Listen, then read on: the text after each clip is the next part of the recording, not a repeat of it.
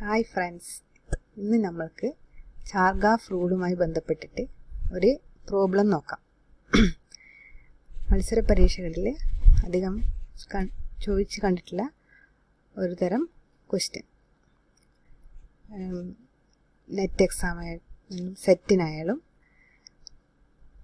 അധികവും ചോദിച്ചതായിട്ടുള്ള ഒരു പ്രോബ്ലമാണ് ഇത്. അപ്പം question: in a double stranded DNA, thymine is 30%. Calculate the percentage of guanine. അപ്പോൾ ഇങ്ങനെയൊരു ക്വസ്റ്റ്യൻ വന്നാൽ എങ്ങനെയാണ് ഉത്തരം കണ്ടുപിടിക്കുക? അപ്പോൾ ആദ്യം ഇതിൻ്റെ റൂള് മനസ്സിലാക്കണം. അതായത് ചാർഗാഫ് റൂൾ എന്ന് പറയുന്നത്, ഈ റൂൾ പ്രകാരം in a double stranded DNA, the amount of purine is equal to the amount of pyrimidine.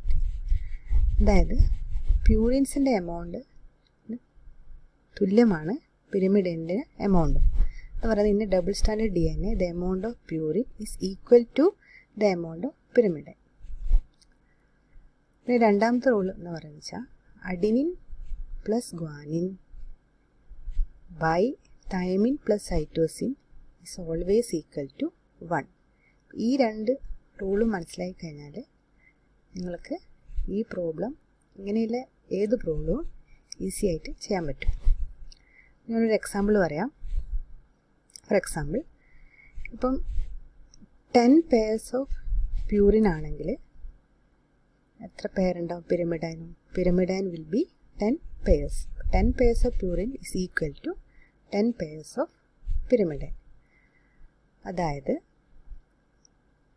Adenine and guanine, അതാണ് പ്യൂറിൻസ് അല്ലേ. പ്യൂറിൻസ് എന്ന് പറയുന്നത് ഏതെല്ലാം? അഡിനിനും ഗ്വാനിനും. പിരമിഡൈൻ എന്ന് പറയുന്നത് സൈറ്റോസിനും തൈമിനുമാണ്. അപ്പം amount of adenine always equal to amount of thymine and amount of guanine is equal to amount of cytosine. അതായത് 10 pairs ഓഫ് പ്യൂരിൻ എന്ന് പറയുന്നത്, ഫോർ എക്സാമ്പിൾ ഇവിടെ എമൗണ്ട് ഓഫ് ഗ്വാനിൻ 8 ആണെങ്കിൽ എമൗണ്ട് ഓഫ് അഡിനിൻ എത്രയായിരിക്കും? 2 ആയിരിക്കും. അതുപോലെ തന്നെ ഇവിടെ എമൗണ്ട് ഓഫ് സൈറ്റോസിൻ 8 ആണെങ്കിൽ എമൗണ്ട് ഓഫ് തൈമിൻ ഇവിടെ 2 ആയിരിക്കും. അതാണ് ഈ പറയുന്നത് amount of adenine is equal to amount of thymine എന്ന് പറയുന്നത്.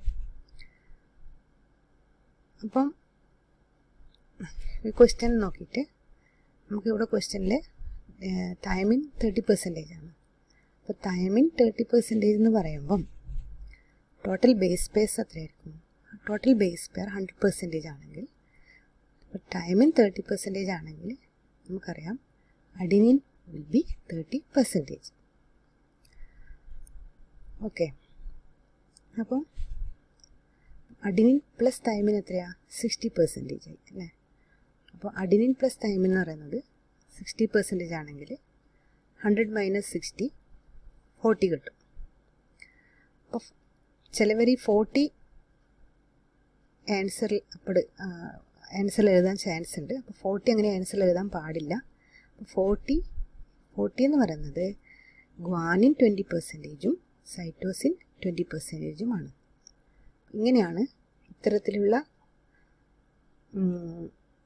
ക്വസ്റ്റ്യൻസിൻ്റെ ആൻസർ കണ്ടെത്തേണ്ടത്. അപ്പം ജസ്റ്റ് നിങ്ങൾ ഈ ഒരു ഫോർമുല ഓർമ്മിച്ചാൽ നിങ്ങൾക്കത് മനസ്സിലാക്കാൻ പറ്റും. അഡിനിൻ പ്ലസ് ഗ്വാനിൻ, അപ്പോൾ 30 + 20 50.